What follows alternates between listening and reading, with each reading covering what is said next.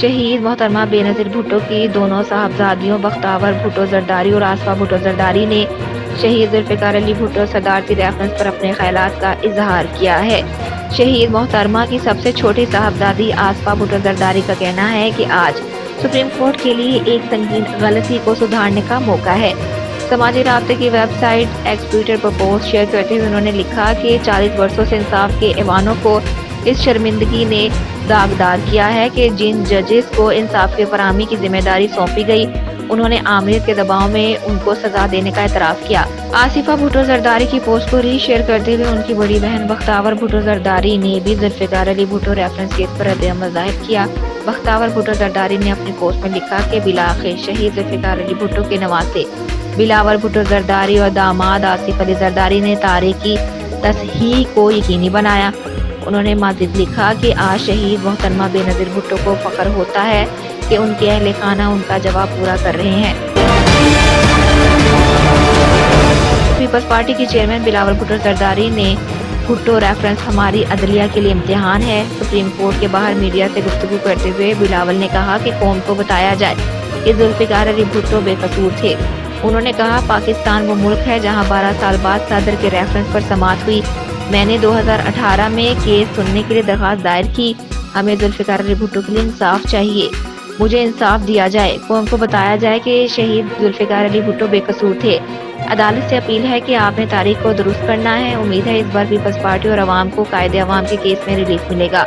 राव अनवर से मुतालिक सवाल पर बिलावल ने कहा कि जिनका खिलौना है उन्होंने इसको लॉन्च किया। लियारी के कारकुनों ने इस खिलौने के बारे में एक नारा दिया है। लियारी के कारकुनों का नारा है मियाँ तेरे जानिसार बशीर मेमन। राव अनवर बिलावल भुट्टो जरदारी का कहना है कि पूरा निज़ाम और जो सहूलतकार थे उनको बेनकाब करना चाहते हैं। जो इस जुर्म में मुलविस थे इनको बेनकाब करना है। उन्होंने कहा कि कायदे अवाम को जब तक इंसाफ नहीं मिलता तब तक किसी को इंसाफ नहीं मिल सकता। उम्मीद है कि इस बार पीपल्स पार्टी को इस केस में रिलीफ मिलेगा। मुस्लिम लीग नून के रहनुमा मियां जावेद लतीफ का कहना है कि कौम को पता होना चाहिए कि कौन फैसले करने वाले थे और कौन करवाने वाले हैं। कौम को यह हक़ाइक़ मालूम हो तो आइंदा इंतखाबात में बेहतर क़यादत मुंतखब कर सकेंगे।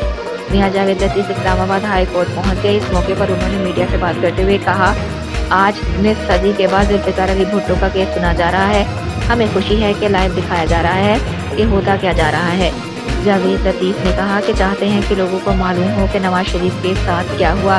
बेटे से तनख्वाह न लेने पर उनसे जो इंतकाम दिया गया कौम को बताया जाए।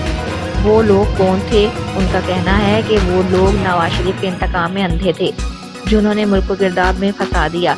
जावेद लतीफ ने कहा कि मुल्क की बर्बादी का सबब बनने वालों को इंसाफ के कटहरे में खड़ा किया जाना चाहिए।